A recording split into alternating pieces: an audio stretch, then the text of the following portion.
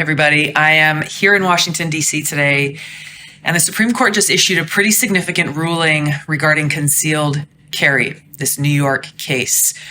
This ruling is a strong step forward towards upholding the Second Amendment rights of law-abiding Americans to defend ourselves.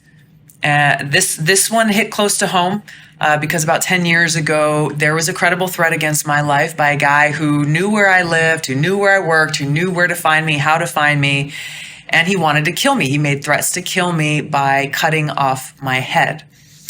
At that time, I made an informal inquiry with a high-level leader in the Honolulu Police Department just to find out, hypothetically, whether or not if I applied for a concealed carry permit, would it actually be approved, given there was a very clear need. There was a very direct threat on my life. To his credit, he told me the truth, and he said no. Like New York, in Hawaii, even though there is a process to apply for a concealed carry license saying you've got to prove that you need it, very rarely, if ever, are those applications granted, again, even if you show evidence of a compelling need. So in my situation, because of this very restrictive law and how it was interpreted and executed, I couldn't defend myself. After I got elected to Congress, the Capitol Police deemed the threat serious enough to provide me with a security detail until this guy was caught. When he was apprehended, he was charged with terroristic threatening, and he ended up serving time in a federal prison. But the reality is that if I were not in Congress, if I didn't have that quote unquote luxury of the Capitol Police to protect me, I would not have been able to defend myself because of Hawaii's restrictive laws, and who knows what might have happened.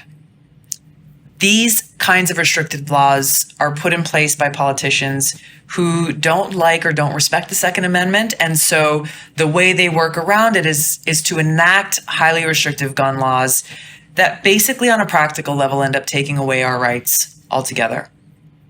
Today's ruling will help protect the American people from anti-Second Amendment zealots, and they will hold up our constitutional rights.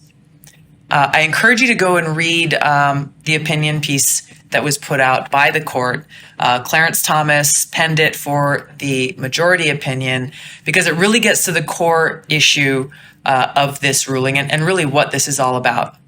The constitutional right to bear arms in public for self-defense is not a second-class right subject to an entirely different body of rules than the other Bill of Rights guarantees. The exercise of other constitutional rights does not require individuals to demonstrate to government officers some special need. The Second Amendment right to carry arms in public for self-defense is no different.